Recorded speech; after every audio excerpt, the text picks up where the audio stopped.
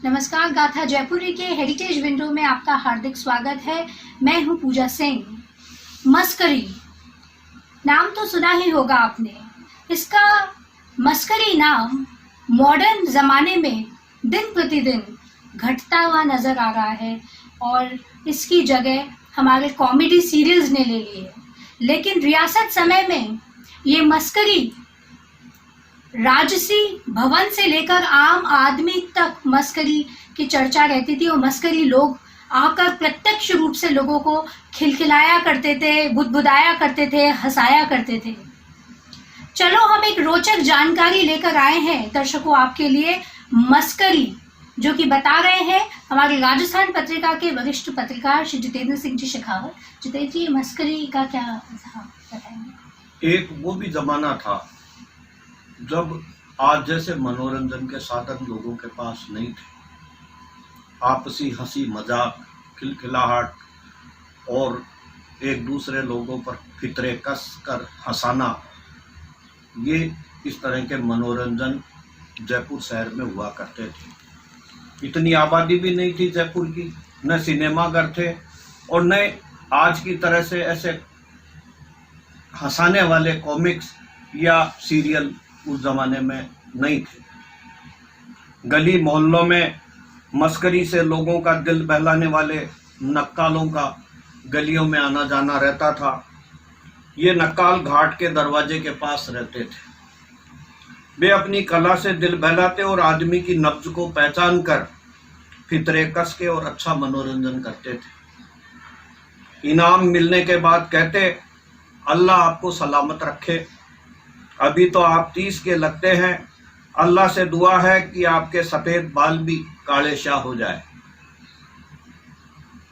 एक नक्काल ने राम सिंह के दरबार में अपनी कला से खुश कर दिया था तो उसको किलानगढ़ की जागीर और एक हवेली रहने के लिए महाराजा राम सिंह जी ने उसको दी थी।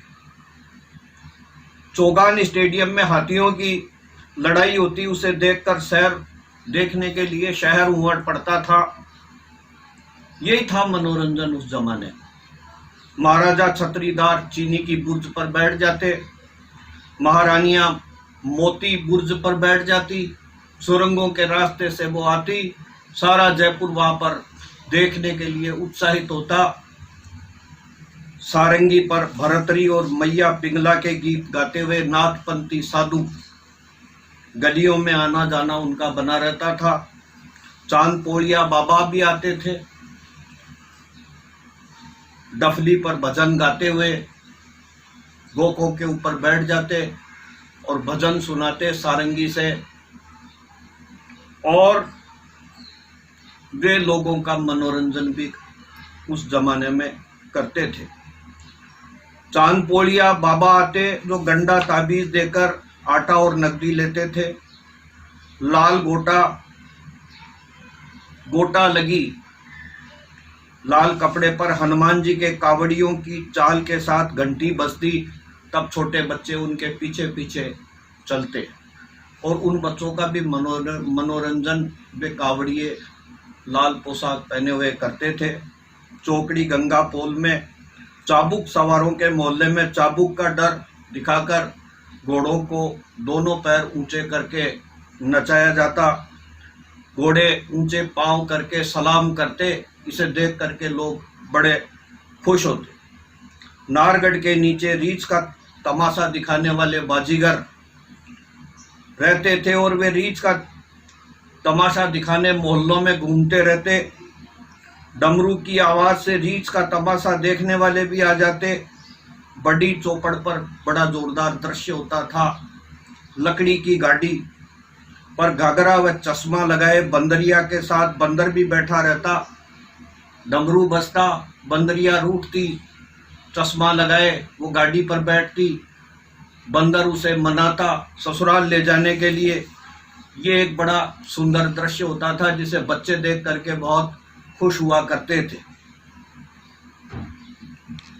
तोते की गर्दन मरोड़ने का तमाशा होता।